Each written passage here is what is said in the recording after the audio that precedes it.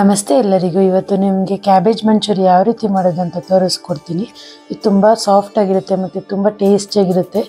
ಒಳಗಡೆ ಎಲ್ಲ ತುಂಬ ಸಾಫ್ಟಾಗಿರುತ್ತೆ, ಮೇಲೆ ಎಲ್ಲ ತುಂಬ ಕ್ರಿಸ್ಪಿಯಾಗಿರುತ್ತೆ, ತುಂಬ ಟೇಸ್ಟಿಯಾಗಿರುತ್ತೆ. ರೋಡ್ ಸೈಡ್ ಸಿಗುತ್ತಲ್ವ, ಅದಕ್ಕಿಂತ ತುಂಬ ಟೇಸ್ಟಿಯಾಗಿರುತ್ತೆ, ತುಂಬ ಚೆನ್ನಾಗಿರುತ್ತೆ. ಮಕ್ಕಳಂತೂ ತುಂಬ ಇಷ್ಟಪಟ್ಟು ತಿಂತಾರೆ. ನೀವು ಇನ್ನೂ ನಮ್ಮ ಚಾನಲ್ನ ಸಬ್ಸ್ಕ್ರೈಬ್ ಮಾಡ್ಕೊಂಡಿಲ್ಲ ಅಂದರೆ ಈಗಲೇ ಸಬ್ಸ್ಕ್ರೈಬ್ ಮಾಡ್ಕೊಳ್ಳಿ, ಹಾಗೆ ಬೆಲ್ ಐಕನ್ನ ಪ್ರೆಸ್ ಮಾಡಿ. ಫಸ್ಟ್ ಇಲ್ಲಿ ನಾನು ಒಂದು ಮೀಡಿಯಮ್ ಸೈಜ್ ಕ್ಯಾಬೇಜ್ ತೊಗೊಂಡಿದ್ದೀನಿ. ಇದನ್ನು ತುಂಬ ಸಣ್ಣಗೆ ಹಚ್ಚಿಟ್ಕೊಂಡಿದ್ದೀನಿ. ಸಣ್ಣಗೆ ಹಚ್ಕೊಂಡ್ರೆ ತುಂಬ ಚೆನ್ನಾಗಿರುತ್ತೆ.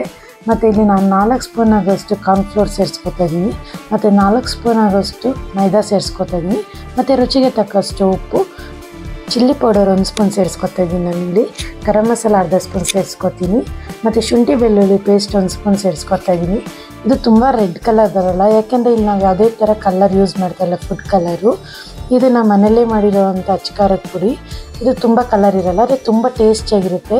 ಫುಡ್ ಕಲರ್ ಎಲ್ಲ ಹಾಕ್ಕೊಂಡ್ರೆ ಅಷ್ಟು ಚೆನ್ನಾಗಿರಲ್ಲ, ಈ ಥರ ಇದ್ರೇ ಚೆನ್ನಾಗಿರುತ್ತೆ. ನೋಡಿ, ಇದು ಸ್ವಲ್ಪ ನೀರು ಅನಿಸ್ತಿದೆ, ಅದಕ್ಕೆ ನಾನು ಮತ್ತೆ 1 ಸ್ಪೂನ್ ಆಗೋಷ್ಟು ಕಾರ್ನ್ಫ್ಲೋರ್ ಮತ್ತು 1 ಸ್ಪೂನ್ ಆಗೋಷ್ಟು ಮೈದಾ ಸೇರಿಸ್ಕೊತಾ ಇದ್ದೀನಿ. ಆ ಥರ ನೀರು ಥರ ಇರಬಾರ್ದು. ನೋಡಿ, ಇವಾಗ ಸರಿ ಇದೆ. ಇದನ್ನು ಒಂದು 10 ನಿಮಿಷ ರೆಸ್ಟ್ ಮಾಡೋಕ್ಕೆ ಬಿಡಬೇಕು.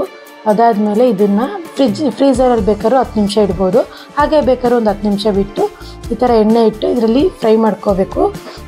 ನಾನಿಲ್ಲಿ 1 ಸ್ಪೂನ್ ಆಗೋಷ್ಟು ಕಾರ್ನ್ಫ್ಲೋರು ಮತ್ತು ಒಂದು ಅರ್ಧ ಸ್ಪೂನ್ ಆಗೋಷ್ಟು ಮೈದಾ ಸೇರಿಸ್ಕೊಂಡಿದ್ದೀನಿ. ಇದನ್ನು ಕಲಿಸ್ಕೊಳೋಕ್ಕೆ ಈ ಥರ ಇದ್ರಲ್ಲಿ ಕಲಿಸಿರೋದಕ್ಕೆ ಕ್ಯಾಬೇಜ್ ಇದು ಮಾಡ್ಕೊಂಡಿದ್ವಲ್ಲ, ಅದನ್ನು ಅದ್ದೇ ಬಿಟ್ಟರು ಚೆನ್ನಾಗಿರುತ್ತೆ. ಬೇಕಾದ್ರೆ ಅದೇ ಬೋಂಡ ಥರ ಡೈರೆಕ್ಟಾಗಿ ಬಿಟ್ಟು ಪಕೋಡೋ ಥರನೂ ಚೆನ್ನಾಗಿರುತ್ತೆ. ನನಗೆ ಆ ಥರ ಬಿಟ್ಟರೆ ಚೆನ್ನಾಗಿರುತ್ತೆ ಅಂತ ನನಗೆ ಇಷ್ಟ ಆಗುತ್ತೆ ಆ ಥರ ಮಾಡಿಕೊಂಡ್ರೆ. ಮತ್ತು ಆ ಥರ ಮಾಡ್ಕೊಳೋದ್ರಿಂದ ಕ್ರಿಸ್ಪಿ ಮೇಲೆಲ್ಲ ಕ್ರಿಸ್ಪಿ ಬರುತ್ತೆ, ಒಳಗಡೆ ಎಲ್ಲ ಸಾಫ್ಟಾಗಿರುತ್ತೆ. ನೋಡಿ, ಮತ್ತು ಒಂದೇ ಸೈಜಲ್ಲಿ ಇರುತ್ತೆ. ನಾವು ಆ ಥರ ಉಂಡೆ ಮಾಡಿಬಿಟ್ಟು ಬಿಟ್ಟರೆ ನೀವು ಬೇಕಾದ್ರೆ ಪಕೋಡೋ ಥರ ಡೈರೆಕ್ಟಾಗಿ ಬೇಕಾದ್ರೂ ಬಿಡ್ಬೋದು. ನೋಡಿ, ಒಳಗಡೆ ಎಲ್ಲ ಸಾಫ್ಟಾಗಿದೆ, ಮೇಲೆಲ್ಲ ಕ್ರಿಸ್ಪಿಯಾಗಿ ಇದೆ. ಇಲ್ಲಿ ನಾನು ಸ್ವಲ್ಪ ಎಣ್ಣೆ ಹಾಕ್ಕೋತಾ ಇದ್ದೀನಿ. 1 ಸ್ಪೂನ್ ಆಗೋಷ್ಟು ಬೆಳ್ಳುಳ್ಳಿ ಹಾಕ್ಕೋತಾ ಇದ್ದೀನಿ, ಸಣ್ಣಗೆ ಹಚ್ಚಿಟ್ಕೊಂಡಿರೋದು. 1 ಸ್ಪೂನ್ ಆಗೋಷ್ಟು ಶುಂಠಿ ಹಾಕ್ಕೋತಾ ಇದ್ದೀನಿ. 2 ಹಸಿಮೆಣ್ಸಿನ್ಕಾಯಿ ಹಾಕ್ಕೋತಾ ಇದ್ದೀನಿ.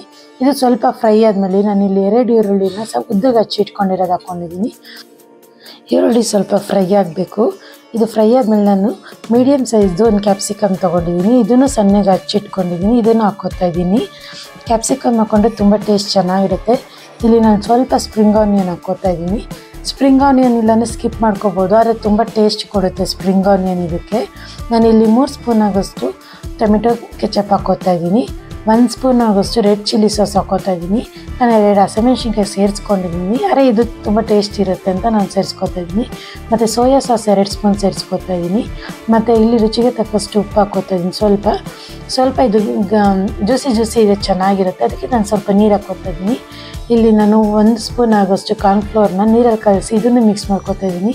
ಇದು ಫುಲ್ ಗಂಟಿಲ್ದಿರೋ ಥರ ಕಲಿಸ್ಕೊಂಡು ಹಾಕ್ಕೋಬೇಕು. ಈ ಥರ ಕಾರ್ನ್ಫ್ಲೋರು ನೀರಲ್ಲಿ ಕಲಸಿ ಹಾಕ್ಕೊಳೋದ್ರಿಂದ ಈ ಸಾಸ್ ಎಲ್ಲ ಮಂಚೂರಿಗೆ ತುಂಬ ಚೆನ್ನಾಗಿ ಹಿಡ್ದಿರುತ್ತೆ, ತುಂಬ ಟೇಸ್ಟಿಯಾಗಿರುತ್ತೆ, ಮತ್ತು ಜ್ಯೂಸಿ ಎಲ್ಲ ಚೆನ್ನಾಗಿರುತ್ತೆ ಈ ಥರ ಹಾಕ್ಕೊಳೋದ್ರಿಂದ. ಇದು ಸ್ವಲ್ಪ ಚೆನ್ನಾಗಿ ಕುದಿಬೇಕು. ಈಗ ಕುದ್ದಾದ್ಮೇಲೆ ನಾವು ಫ್ರೈ ಮಾಡಿ ಇಟ್ಕೊಂಡಿದ್ವಲ್ಲ ಮಂಚೂರಿ ಎಲ್ಲ ಸೇರಿಸ್ಕೊಂಡು ಚೆನ್ನಾಗಿ ಮಿಕ್ಸ್ ಮಾಡ್ಕೋಬೇಕು. ಇದು ಸ್ವಲ್ಪ ಫುಲ್ಲು ಚೆನ್ನಾಗಿ ಸಾಸ್ ಎಲ್ಲ ಇದ್ರ ಜೊತೆ ಚೆನ್ನಾಗಿ ಹೊಂದ್ಕೋಬೇಕು, ಅಲ್ಲಿ ತನಕ ಚೆನ್ನಾಗಿ ಮಿಕ್ಸ್ ಮಾಡ್ಕೊಳ್ಳಿ.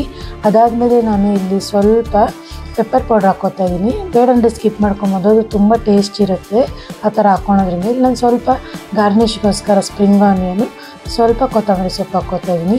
ಇದನ್ನು ಚೆನ್ನಾಗಿ ಮಿಕ್ಸ್ ಮಾಡಿಕೊಂಡ್ರೆ ಕ್ಯಾಬೇಜ್ ಮಂಚೂರಿ ರೆಡಿ ಆಗುತ್ತೆ. ಇದು ಟೊಮೆಟೊ ಸಾಸ್ ಜೊತೆ ತಿನ್ನೋಕ್ಕೆ ತುಂಬ ಚೆನ್ನಾಗಿರುತ್ತೆ. ನೋಡಿ ಎಷ್ಟು ಸಾಫ್ಟಾಗಿದೆ ಮತ್ತು ಜ್ಯೂಸಿಯಾಗಿದೆ ಅಂತ. ನೋಡಿ, ತುಂಬ ಟೇಸ್ಟಿಯಾಗಿರುತ್ತೆ. ನನಗಂತೂ ತುಂಬ ಇಷ್ಟ ಇದು. ನಾನು ಕಾಲಿಫ್ಲವರಲ್ಲಿ ಆಗಾಗ ಮಾಡ್ತಿರ್ತೀನಿ, ಅದು ಕ್ಲೀನ್ ಮಾಡೋಕ್ಕೆಲ್ಲ ಸ್ವಲ್ಪ ಕಷ್ಟ. ಇದಂದರೆ ಈಸಿಯಾಗಿ ಮಾಡ್ಕೋಬೋದು, ಹಚ್ಚಿಟ್ಕೊಂಡ್ರೆ ಸಾಕು, ಬೇಗ ಆಗಿಬಿಡುತ್ತೆ, ತುಂಬ ಟೇಸ್ಟಿಯಾಗಿರುತ್ತೆ.